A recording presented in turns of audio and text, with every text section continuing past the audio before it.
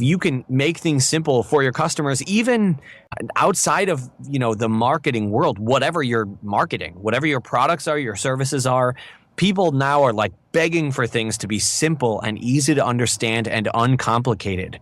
Our world is extremely complicated. And so if you can find a way to show people how a simple way to solve their problem, then that's where you can win. Welcome to Customer Bloom's Growing Business Faster podcast, where we talk about all things related to growing and scaling your business in today's hyper-connected world. Gain insightful tips from experts about the tactics and tools that will make your business stronger. Now get prepared to accelerate your success with your host, Matt Coffey. So I have got Tim the Paige on podcast. Say hi, Tim. Hello. Or hi, Tim. Exactly. If you want to do that old thing. Yeah, but you are the voice, right? You're the voice Something of like that. I have a voice. Yeah, but you're the voice of my podcast. Yes. That is true. So among other things that you do, you are also a voiceover specialist, which the reason why I wanted you to do my intros is that you have that calm, soothing demeanor. But your real job is more of an optimization strategist, and that is totally cool. So this is the podcast that's based off of helping people grow their business faster. Part of that is because of your experience with the wonderful Leadpages, is the conversion cast, which has been your sort of circle of fame, right? Something like that, yeah. But I want to ask you a question. What do you think has helped overall? If you were to say, look, the one thing I'd recommend for you to do for most business owners or most people that are trying to run their entrepreneurial environment to grow faster, what would you recommend them to do first? I would recommend them to have a nearly singular focused mind on one particular goal for driving their business forward. And I would encourage them to have it not necessarily be just revenue. So the thing is, for Leadpages, when we were early on in our business, our really big focus, in fact, prior to ever even launching the product, our biggest focus was on growing our email list. That's what we wanted to do more than anything. And so having that focus and going, okay, we want to build a list. That's the biggest thing we want to do. That allowed us to drive every other marketing effort that we put out there. So if we were going to do the podcast, the question was, will the podcast allow us to get more people on our email list? And the answer was yes. If we're going to do another blog post, how is that going to help us grow our email list? Well, we'll use a content upgrade. And now we're growing our email list. If we're going to do another webinar, everything was focused around growing the email list for a long period of time. And because of that, we were able to grow to now what is, I think, almost 200,000 subscribers and 44,000 paying customers, primarily as a function of focusing on growing our email list. Wow, 44,000. When is he going to go IPO? I have no idea. I have no idea if that's even in the realm of possibilities. All I know is that right now our big focus is really trying to continue to capture this market. So we really got to have a stranglehold on the market that we're in. But one of the big things is with the release of our new product called Center. Which is kind of like a marketing command center. It makes all of your marketing tools talk to each other. Mm-hmm. With the launch of that, that's the big thing for us is that, it's at this point in marketing, the smartest marketers aren't using a one-size-fits-all product. They're not using this tool can do everything. They're using specialized tools, individualized, specialized tools. But getting them all to talk to each other is a pain in the butt. So really, we wanted to make it so that everything integrates, everything works together. And that's kind of been our big focus in launching Center, and then Leadpages being, one of the biggest spokes of that wheel, I guess. Right. So obviously we're talking about Clay Collins and Leadpages for those who aren't familiar with that environment. And I bet you there's a story around trying to get Center.com. I'm sure there is, although I don't know what it is, but I bet you it's amazing. Yeah, but you guys ended up with Center.io, which is fine. So tell me a little bit more about, you've been with Clay for a while. And again, I don't want to make this about Leadpages. It's more about you, Tim. But, Sure. but your experience, what have you learned from Clay? I mean, to me, he's like a rock star of Absolutely. Of absolute. Like to me, he'll be like buying Snapchat in 2 more years. But so, the concept is that the dude's just rocked the whole internet space with Leadpages. What did you get from him, from a Plato Socrates type of thing?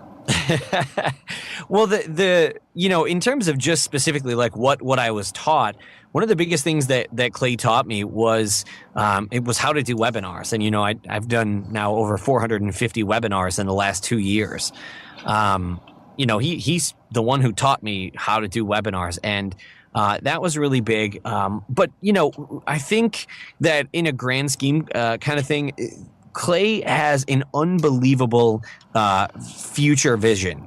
He can look at something and go, okay, great. We're going to form Leadpages, which is a bunch of great landing page templates that you can edit in this tool. And then in the early days, it was 12 templates, and that was the tool, and you could get in there and do that. But for him, it was never we're going to build this little tool and it's going to be the best little landing page tool. It was always we're going to be the landing page tool that you use if you want to grow your email list and get more sales and all that stuff. So and then once Leadpages grew, he always was looking to the next big thing, and it wasn't I'm going to move on from Leadpages to something else. It was, what can this company Leadpages become? And for me, I've always been a very task-oriented person. We're going to do this. I'm going to do more webinars. We need to build this webinar, that individualistic thing. He really has this amazing big picture view of what's coming down the line and what we're going to do and where the industry is going to go as a whole. And so because of that, that's been one of the biggest reasons that we've been able to turn Leadpages into not just a landing page tool, but really, the conversion mechanism for, any kind of company out there. Well, and that was my question, was that you look at the just the level of really what's going on in the space. Where do you see this sort of next generation of this ending up? It's hard to say. I don't have that kind of future vision that Clay has. But the biggest thing that we've been talking about is that ability to have all of your marketing tools communicate together. The more we get sophisticated in our marketing, the more crowded the space gets, the more people are getting into marketing and getting better at marketing and competing for the same customers. The more we have to be smarter in the way that we're communicating with people, the way that we are, asking people to do certain things. And it's not working anymore to just say, here's my landing page and try to send people there. Now you really have to have a way to communicate with people from the very second they find out about you all the way until they've bought from you and bought again or not bought from you, and what do you do from there? And so, having specialized, being able to have specialized kind of elements of your business from the start of the conversion process all the way to the very end and looped over again, that's really the direction things are going. And for a lot of people, it's not really tenable to say, oh, I'm going to hire a specialist in every single area of business. It's tough for a lot of folks, regardless of the size of the business. Plus, finding specialists in all those areas is tough. But there are a lot of specialized, fantastic software tools that can do a lot of that stuff for you. And so it all comes down to using them efficiently together so that you have really this team of tools that are working together to do those things that it's hard to find personnel to do. And so that's what we've been focusing on. It's a pain point that we've had for a long time, that we just decided we were going to build it for ourselves, and it became Center. That's what we're seeing in every area of the business from the ground up. Yeah, I hear you. And it amazes me how fast this stuff has gotten to us, complicated. Can you imagine the normal human being? Right. Like, how does anyone even start to unwind this? I mean, like our SEO discussions today, to me, are just like, okay, blah, blah, blah, blah, blah, blah. But to someone looking on the outside, what the hell are you talking about? Yeah. Like, who even conceives of this stuff? And I think our roles, just as you mentioned, are going to be helping people center these discussions around, what are the things that are actually going to, make the most sense? Because there's so much to cover these days. It's just beyond belief. That's really your job as a marketer, whether you're you're doing marketing for other people or just for yourself, you're trying to figure it out, is making sense of it and positioning everything in a way that just cuts away all that noise. That's like one of the biggest things that we're finding, whether it's in copywriting or your messaging or anything that you're doing, is that if you can make things simple for your customers, even outside of the marketing world, whatever you're marketing, whatever your products are, your services are, people now are like begging for things to be simple and easy to understand and uncomplicated. Our world is extremely complicated, and so if you can find a way to show people how a simple way to solve their problem, even if it's a complex problem, then that's where you can win. We're always looking for ways to cut through the noise and kind of find our place. And a lot of times that translates to, for some people in marketing, that translates to, let me get really complicated. Let me get deep into it and show my knowledge by putting everything out there. And although I'm a big fan of providing as much value as possible, many times providing the most amount of value means to just make it as simple and easy as possible. That's why, it's funny because many people are, I hear from a lot of folks, really smart people that say like, in your webinars, you talk about steps, but, isn't that kind of, oversimplifying things? Isn't it kind of, over-promising to say, follow these 3 steps to get this result? But it's interesting because although it may seem reductive, it's not.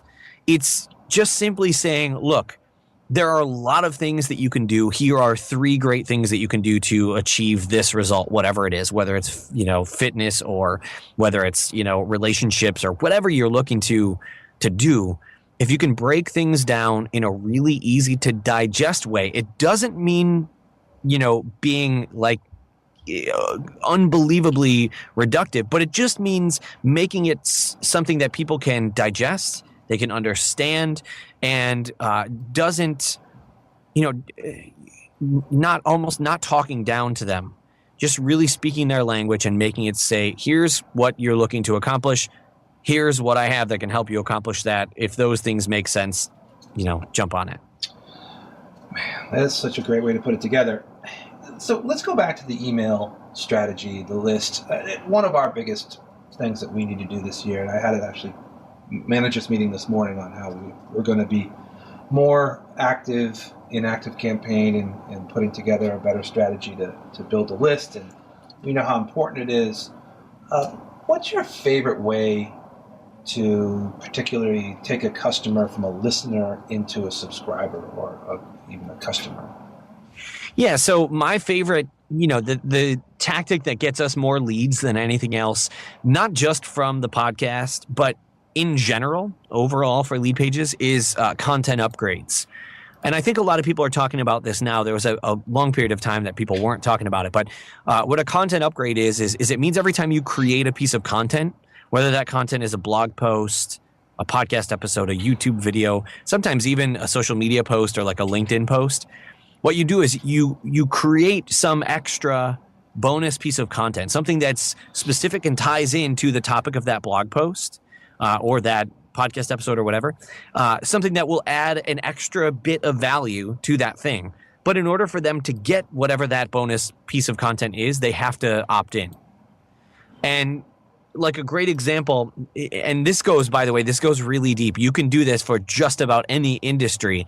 I was reading a blog post about how to build a wooden picnic table because I am the least handy human being in the universe. So I wanted to know how to do it. I read this blog post, and at the bottom of the blog post about building a wooden picnic table, you could opt in to download a PDF checklist of all the materials you would need to build that wooden picnic table. So that way you could print it out, take it with you to the store, and you wouldn't forget what you needed to build that table. Amazing. And it's so specific because if I'm reading that post, there's no reason I wouldn't want that checklist. I'm reading that post because I'm interested in building a picnic table. What amazes me is that there's so many things to cover. There's so many coverage points that we need to work on. How do we substantially make a big difference on how we go about this business of picking which ones we want to go after? I'm good. How are you doing? Sorry, picking which what now? Which topics to even go after, because there's so many things to cover when you start to talk about this marketing space. Into it. Like where our best value would be, from a perspective of how do we utilize from a marketing perspective, how do we utilize the best maneuvers into this space? And is it email marketing? Is it capturing more subscribers, or is it something else as we start to move more into the social channels?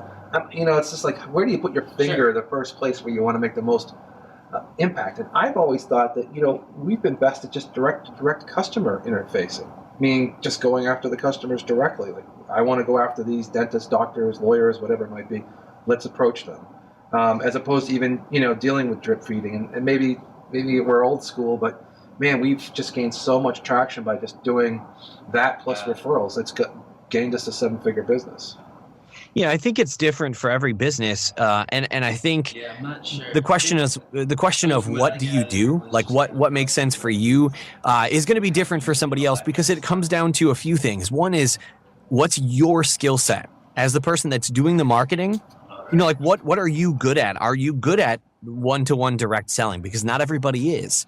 Are you better at writing something out and allowing that piece of evergreen content to create value for you? Are you better with audio? I'm an okay writer, but I can't stand doing it, so it tends to take me about 20 seconds to write something that's okay, and I get it out there and I'm done.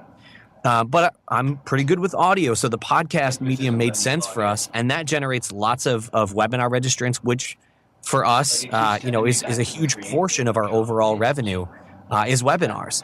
So for us, that made sense. But for somebody else, maybe one-on-one interactions, if they're selling a really high-end product or high, expensive product, great, that might make sense for them.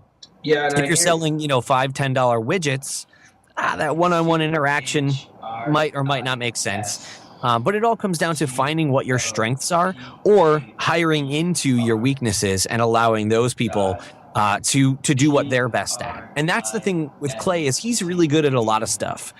He's really good at pretty much everything the people on our team are good at, but he hired people that he believed were better than he was. So he hired me to do the podcast, and then turned out that for whatever reason, I outconverted him on webinars, so he had me keep doing the webinars. He hired some of the best copywriters in the world, even though he's a fantastic copywriter. He hired an amazing design team. He hired all these different folks to do the stuff that they're best at. And that's what I think, for a company that is looking to do that, that's looking to grow to a big level, hiring into, your weaknesses is the best way to go. Now, if you're really bootstrapped, you don't have the budget to hire people, then I would say to focus on the things that you're really good at that don't make you want to stab yourself in the eyeball, and do those things and focus on those things as long as they have a result of getting you customers.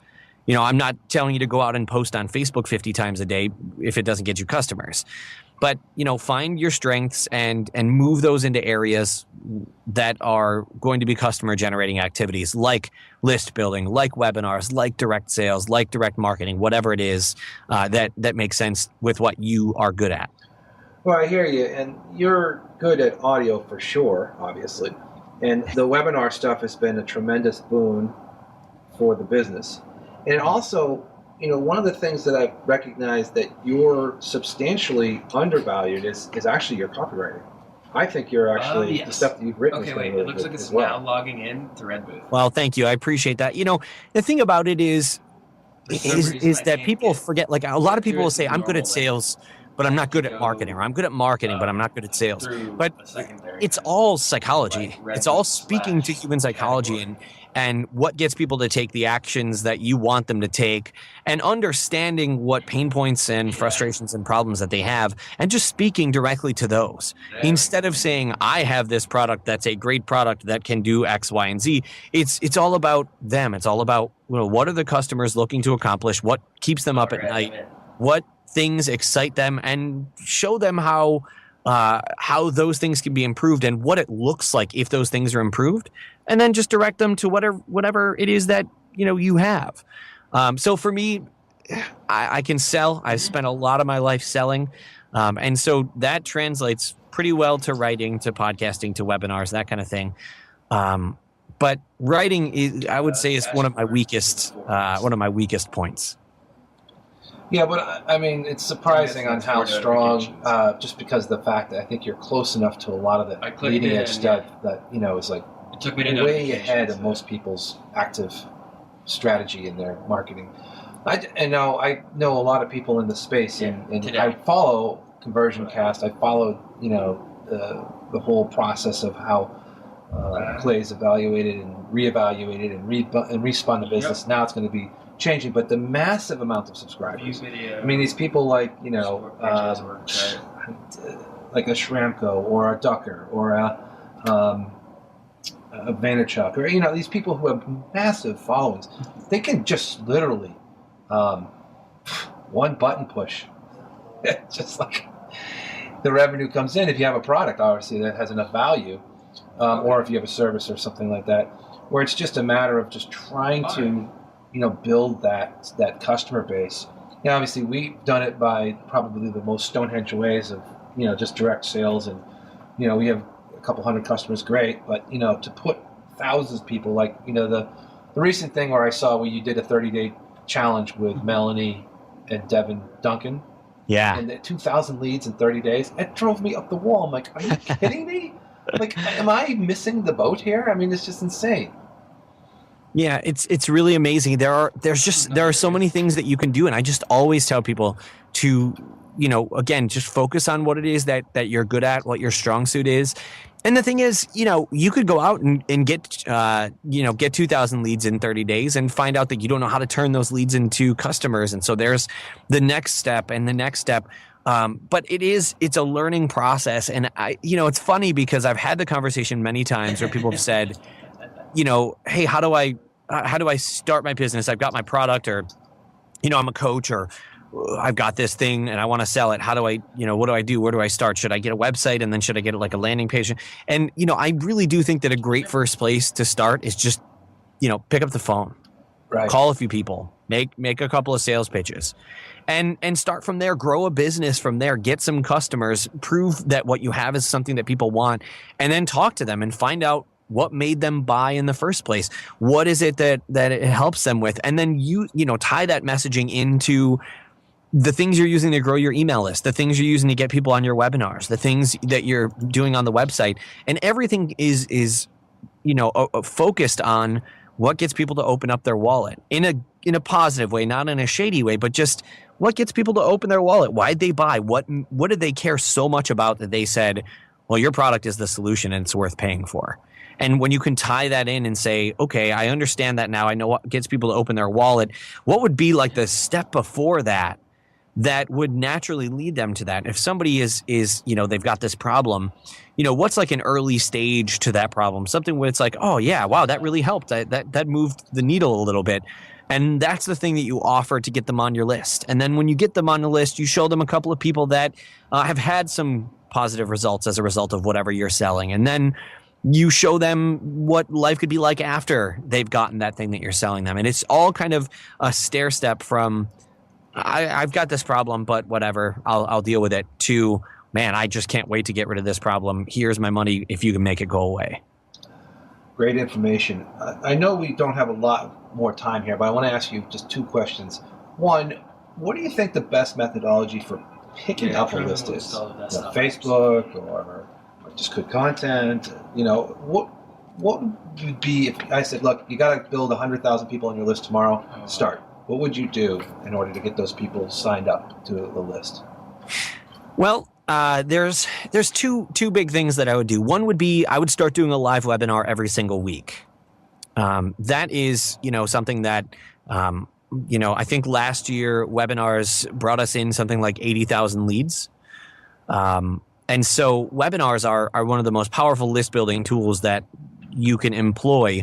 They create a sense of urgency because it's a timed thing. It's on this day at this time, and if you're not there, you're going to miss it. So people are likely to register even if they don't show up.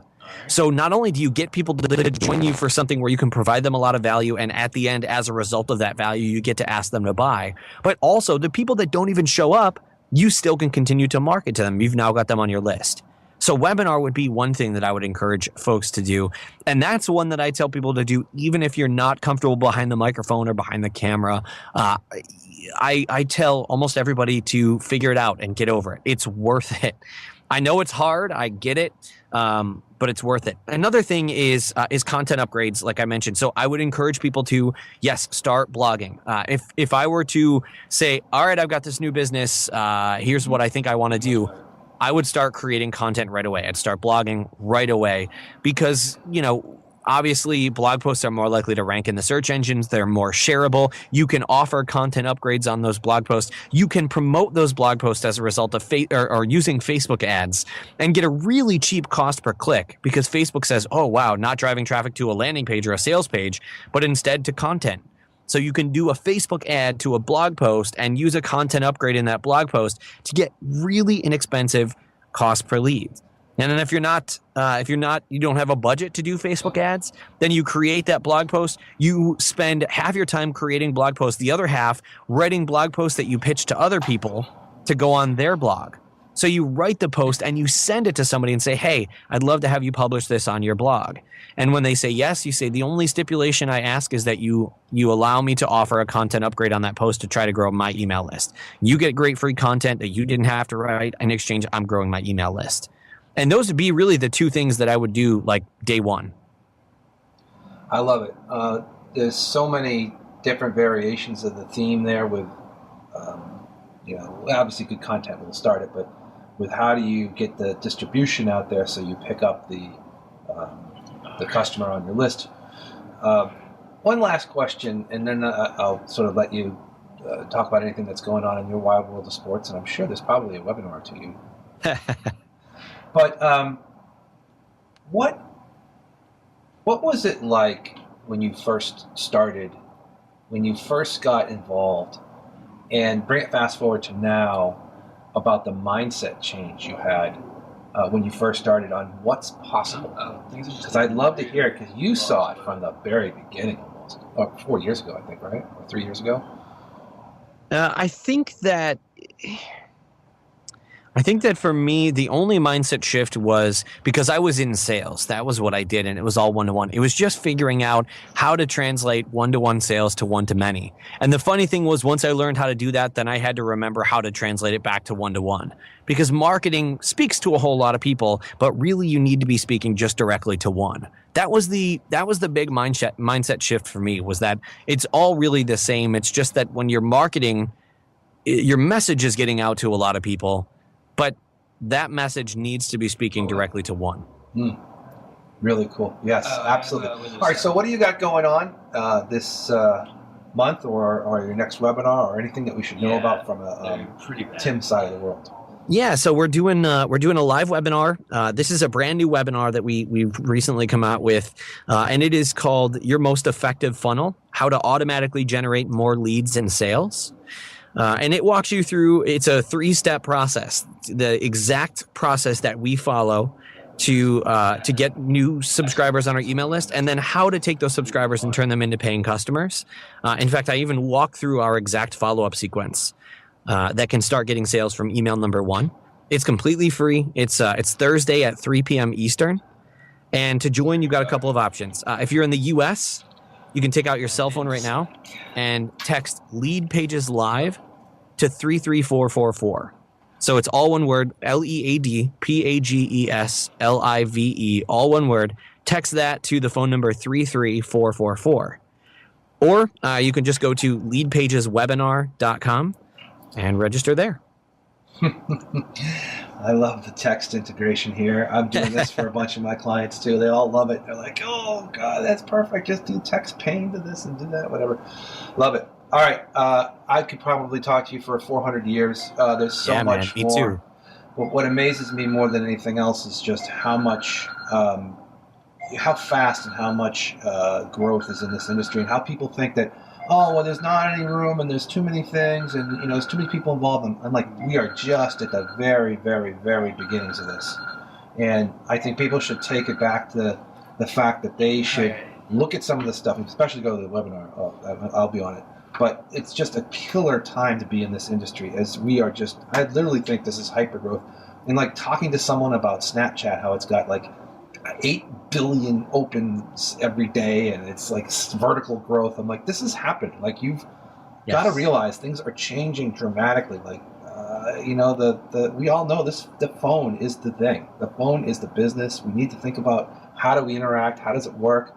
People are just going to be more and more condensed down to leaving the terminal and the keyboard as something that we look in the past like, as a fax machine. Like, really? You still use a computer? Yeah, exactly. Awesome. All right, man, I'll let you get on your day, and let's see if we can catch up at some point, maybe on the other half of the year, and see how things are going then after Center is opened up. Sounds awesome, Matt. Thanks so much. All right, take care.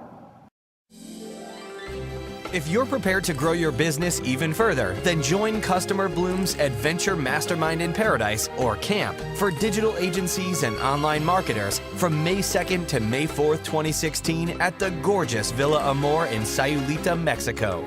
The benefits are limitless as you gain unparalleled insight through mastermind workshops, new perspective through community connections, and insider knowledge from the real-world experience of speakers and other attendees. Log on to customerbloom.com now and click the camp link to get started on a life-changing journey guaranteed to accelerate your business and your mind. We've reached the end of this episode of Customer Bloom's Growing Business Faster podcast, so be sure to subscribe to the show and stay connected to us on customerbloom.com. We appreciate you joining us and look forward to providing you with realistic ways to help support and accelerate your business here on the Growing Business Faster podcast, brought to you by Customer Bloom.